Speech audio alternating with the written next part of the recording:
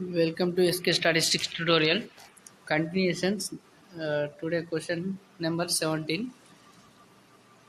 Ravi sells his goods at 25% loss on the cost price, but uses the 45% less weight.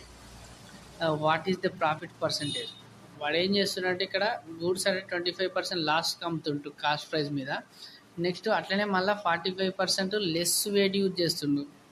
అంటే అప్పుడు అతనికి వచ్చిన ప్రాఫిటా లాసా అని అంటుండు. ఇప్పుడు 100 తీసుకుందాం, కాస్ట్ ప్రైస్ 100 తీసుకుందాం. దీనికి 25% లెస్ కాస్ట్ ప్రైస్ అంటే 100 మైనస్ 25 అంటే 75%. అదే ఇంకా 45% లెస్ వెయిట్కి అమ్ముతుండు. ఒకవేళ 100 ఉందనుకుంటే 45% లెస్ అంటే 45 మైనస్ చేస్తే 50. 100 మైనస్ 45 అంటే 55 వస్తుంది. ఓకేనా, 55 55 వెయిట్. ఓకే, ఈ రెండింటి మధ్య డిఫరెన్స్ అండి. ఇప్పుడు వచ్చిన దాంట్లో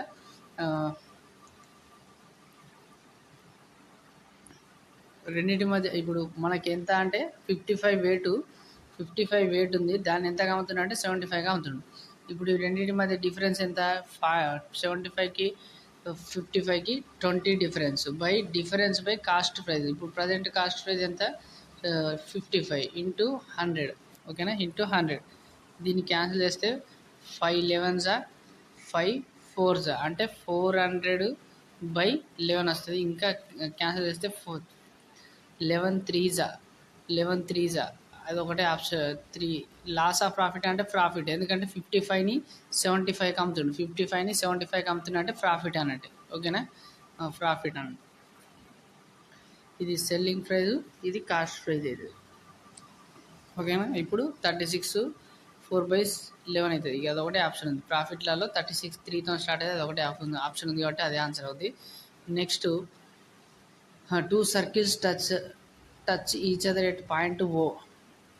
2 సర్కిల్స్ ఓ అనే పాయింట్ దగ్గర మీట్ అవుతున్నాయి, ఇది O. Next, AB is the common tangent అంటారు. ఇట్లా ఒకటే దగ్గర టచ్ చేసింది కామన్ టాంజెంట్. ఇది ఏ అనేది ఇక్కడ, బి అనేది ఏ అనేది బి, ఇది బి. ఓకేనా, ఒక్క నిమిషం మంచిగా ట్రై చేద్దాం.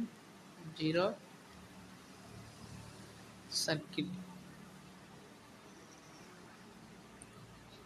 ఇది ఏ, ఇది బి. బోత్ ఆర్ టచ్ అయితే ఏ అండ్ బి పాయింట్. ఓకేనా, నెక్స్ట్ రాడీ ఆఫ్ ది సర్కిల్స్. ఒక సర్కిల్ యొక్క డయామీటర్ రేడియస్ 9, ఇంకో సర్కిల్ యొక్క రేడియస్ 4. ఓకేనా, పెద్ద సర్కిల్ది 9, చిన్న సర్కిల్ది 4 సెంటీమీటర్స్. అయితే ఏబి యొక్క ఫైండ్ అడుగుతుంది, ఏబి యొక్క డిస్టెన్స్ అడుగుతుంది. అప్పుడు ఏం చేయాలంటే దీనికి ఫార్ములా ఏముంటుందంటే d square minus R1 minus R2 whole square. Formula R1 minus R2. ఓకేనా, అది డైరెక్ట్ కామన్ టాంజెంట్ అన్నప్పుడు ఈ ఫార్ములా. ఒకవేళ ట్రాన్స్వర్సల్ కామన్ టాంజెంట్ అన్నప్పుడు జస్ట్ మైనస్ ప్లస్ ఇక్కడ ప్లస్ వస్తుంది, అదొకటి గుర్తుపెట్టుకోవాలి. ఓకేనా, ఇప్పుడు ఇక్కడ సబ్స్టిట్యూట్ చేయండి. డిస్టెన్స్ అంటే 4 + 3 అంతా 13 స్క్వేర్ మైనస్ R1 అంటే 9 మైనస్ 4 అంటే 5 స్క్వేర్. 9 మైనస్ 5 అంటే 5 స్క్వేర్. నెక్స్ట్ 169 మైనస్ 25, 169 మైనస్ 25 అంటే 144 వస్తుంది. 144 రూట్ అనేది 12 సెంటీమీటర్. ఓకేనా, డైరెక్ట్ కామన్ టాంజెంట్. దీన్ని డైరెక్ట్ కామన్ టాంజెంట్ యొక్క డిస్టెన్స్ ఫైండ్ అవుట్ చేయడానికి ఫార్ములా ఇది. ఒకవేళ ట్రాన్స్వర్సల్ కామన్ టాంజెంట్ అంటేనేమో ప్లస్ వస్తుంది అక్కడ అంతే. నెక్స్ట్ వచ్చేసి ఇవి ఫైండ్ ది ఎక్స్ వాల్యూ అన్నాడు. ఇస్తున్నప్పుడు ఏం చేయాలంటే రేషియోస్ లాస్ట్ అంత్యముల లబ్ధము, మిడిల్ మధ్యముల లబ్ధం అన్నట్టు. ఓకేనా, ఈ రెండింటిని ఇంటూ చేయాలి, ఆ రెండింటిని ఇంటూ చేయాలి. 2 cube into X is equal to 8.506 into 8 power -406. ఓకేనా, ఇప్పుడు బేసెస్ ఈక్వల్ అయినప్పుడు పవర్స్ని యాడ్ చేయొచ్చు. బేసెస్ ఈక్వల్ అయినప్పుడు పవర్స్ని యాడ్ చేస్తే 8 పవర్ 5.06 మైనస్ 4.06 వస్తుంది. ఈ మైనస్ చేస్తే 5 పాయింట్లకి వెళ్ళి తీసేస్తే ఎంత వస్తుంది అంటే ఓన్లీ 1 వస్తుంది. 1 వస్తుంది. నెక్స్ట్ దీన్ని ఏమని రాసుకోవచ్చు, ఈ 8ని 2 క్యూబ్ అని రాసుకోవచ్చు. ఇక్కడ 8ని ఏమని రాసుకోవచ్చు, 2 క్యూబ్ అని రాసుకోవచ్చు. ఓకేనా, ఈ 2 క్యూబ్ క్యాన్సిల్ అయిపోతే x ఈజ్ ఈక్వల్ టు 1 వస్తుంది. అదే అడిగింది మనం, x is equal to one value ఎంత అని అడిగి. నెక్స్ట్ వచ్చేసి ఇక్కడ the following graph shows the production of the 1002 types A and B cars company in the year 2016 to 21 యొక్క ఇయర్ యొక్క వాల్యూస్ ఇచ్చారు. మనకు అడిగింది in how many of the given years was production of type A cars more than the average production of the type car in the given year. అంటే type production type ఏ గురించి మాట్లాడుతుండు. ఆవిడ అన్నిటి యొక్క యావరేజ్ అనేది ఫస్ట్ టైప్ ఏ యొక్క average తీసుకోండి. First type ఏ యొక్క యావరేజ్ అన్ని యావరేజ్లు ఫైండ్ అవుట్ చేయండి. ఇక్కడ టైప్ ఏ వాల్యూస్ ఏమున్నాయి? ఏ అంటే ఏంది? క్రాస్ గుర్తున్నది ఏ, క్రాస్ గుర్తున్నది ఏ. 100 plus 125 225, 225 plus 200 425, 425 plus 250, 425 plus 250, 425 plus 250 అంటే 675, 675 ప్లస్ 300 975 వస్తుంది. 975 వస్తుంది. నెక్స్ట్ ఇంకొక 400 ఆడేస్తే 1375 వస్తుంది. ఓకే, టోటల్ వాళ్ళ ఆన్సర్ అంటే సమ్ అనేది 1375. ఇక్కడ ఎన్ని వాల్యూస్ ఉన్నాయి? 1 2 3 4 5 6 కాబట్టి 6 తో డివైడ్ చేయండి. 6 2 అంటే 1 మిగులుతుంది. 6 3 కాదు, మళ్ళీ 6 2 1, 6 1 మళ్ళా 6 2 12 అంటే 12 అంటే ఇంకా 5 మిగులుతుంది. 6 9 54 పాయింట్లలో వస్తుంది. మనం పాయింట్లలో ఎందుకు, మనం 229 దాకా తీసుకుందాం. మనం 229 తీసుకుందాం. ఇక్కడ కంపేర్ చేద్దాం. ఇక్కడ ఇచ్చిన 2016లో ఎంత ఉంది? 100 ఉంది. 100 అనేది దానికంటే ఏమన్నాడు ఇక్కడ? మోర్ దెన్ ఉండాలన్నాడు. వచ్చిన వాల్యూ అనేది మోర్ దెన్ ఉండాలన్నాడు. కాకపోతే ఏది మోర్ దెన్ లేదు ఇక్కడ. 229 కంటే చిన్నది ఫస్ట్ 2016లో చిన్నది ఉంది. నెక్స్ట్ 2017లో చూసుకుందాం. 17లో చూసుకుంటే ఎంత? 225 ఉంది. 225 అనేది కూడా 229 కంటే చిన్నదే. నెక్స్ట్ 200 చూసుకున్నా కూడా 200 కూడా 229 కంటే చిన్నది. 250 అనేది 220 కంటే పెద్దది. అంటే ఇప్పుడు మనకు వచ్చినది 229 కదా. ఇక్కడ ఎట్లయినా పాయింటర్లు లేవు కాబట్టి నేను పాయింటర్లో చేస్తలేను. ఇక్కడ 2019లో ఎంత ఉంది? 2019లో 250 ఉంది. 250 అనేది మన యావరేజ్ కంటే బిగ్గర్ వాల్యూ కాబట్టి 1 ఇది అవుతుంది మన ఆన్సర్. నెక్స్ట్ 300 2020లో 300 కూడా 229 కంటే పెద్దది. అంటే ఇది కూడా అవుద్ది. అంటే 2020 కూడా అవుతుంది ఆన్సర్. నెక్స్ట్ 2021లో 400 ఉంది. అంటే 400 కూడా 229 కంటే పెద్దది. కాబట్టి ఎన్ని ఇయర్స్ ఉన్నాయి మొత్తం దానికి యావరేజ్ కంటే పెద్దగా ఎన్ని ఇయర్స్ ఉన్నాయి?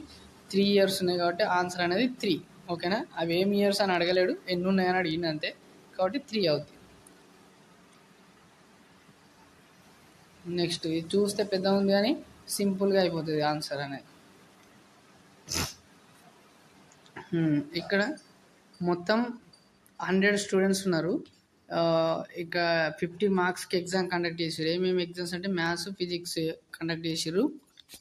0 కంటే ఎబో వచ్చిన వాళ్ళు 100 మెంబర్స్. 10 ఎబో వచ్చిన వాళ్ళందరూ అంటే 10 ఆర్ ఎబో వచ్చిన వాళ్ళు 92 అట్లా వాళ్ళు 92 81 అట్లా ఉన్నారు.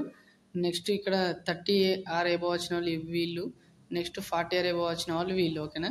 మన క్వశ్చన్ ఏమడిగింది? If at least 60% of the physics, at least 60% of the physics అంటే 50లో 60%, 50లో 60% చేయండి. 50లో 60% చేస్తే 30 వస్తుంది. ఓకేనా? 50లో 60% అంటే 30 5 6 30 0 0 100 క్యాన్సిల్ అయిపోతుంది. అంటే పర్సంటేజ్ ఉన్నది కాబట్టి 100 క్యాన్సిల్ అయిపోతుంది. 5 6 30 అంటే ఇక్కడ 60% ఆఫ్ 50 చేయాలి. అది ఎలా చేస్తారంటే 60 ఇంటూ 50/100 వేయాలి. 60 ఇంటూ 50/100 0 0 0 క్యాన్సిల్. 5 6 30 ఆర్ ఎబో వచ్చిన వాళ్ళు ఎంతమంది అంటే ఫిజిక్స్లో ఓన్లీ ఫిజిక్స్ అడిగాడు. ఇక్కడ ఫిజిక్సే, మ్యాథమెటిక్స్ అడగలేడు. దానికి ఎబో వచ్చిన వాళ్ళు 21 మెంబర్స్. అదే ఆప్షన్ డి అనేది 4th ఆప్షన్ అనేది మన ఆన్సర్ అవుతుంది. అది చేసే ప్రాసెస్.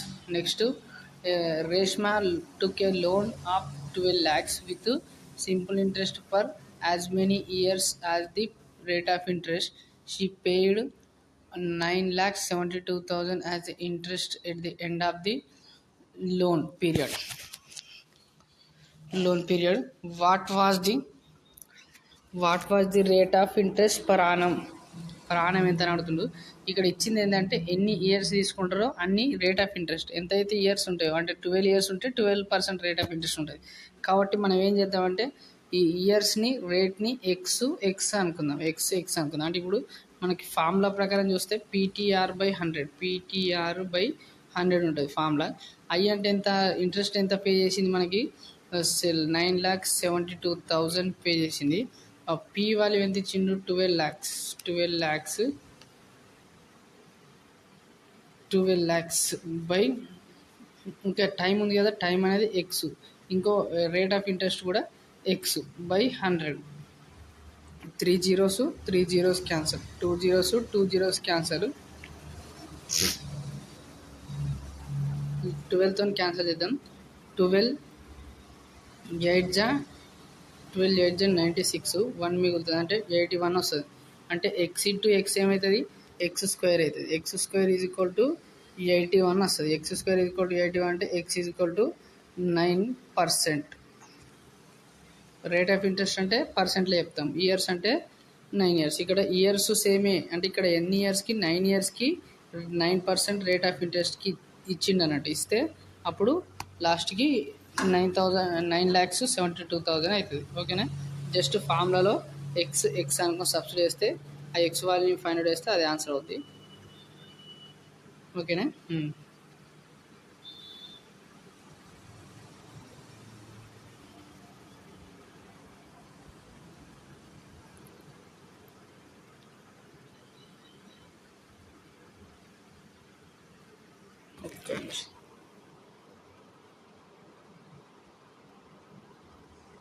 కానీ దీన్ని simplify చేయంటుండు.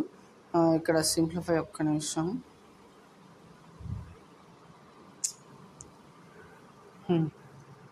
7 plus 8 into 7/8 divided by 8 అని రాస్తున్నా.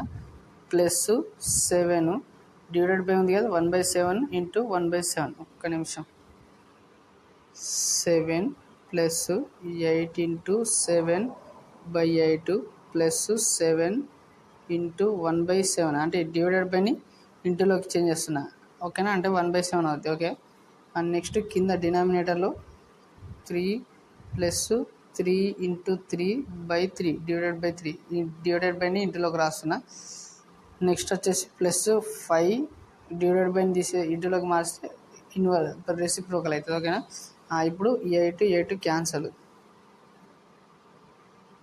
ఓకే. నెక్స్ట్ 7 క్యాన్సల్ అంటే 14 ప్లస్ 1/7 మిగులుతుంది మీద. నెక్స్ట్ 3 క్యాన్సల్, 5 క్యాన్సల్ అయితే 3 ప్లస్ 1/5 మిగులుతుంది అంటే 6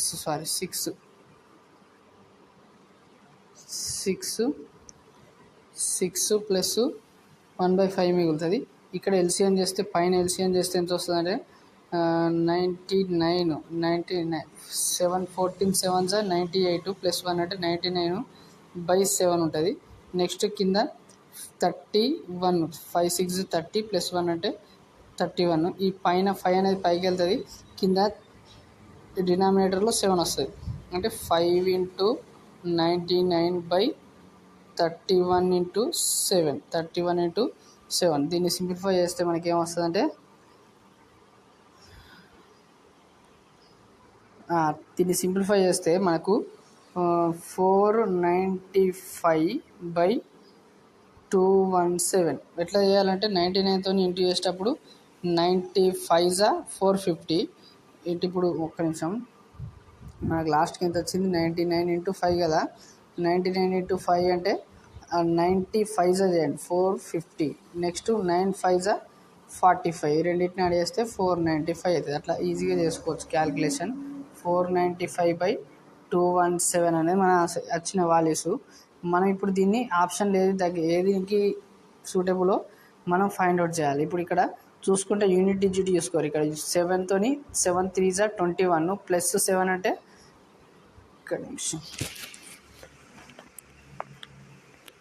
ఆప్షన్ మనకు కావాల్సింది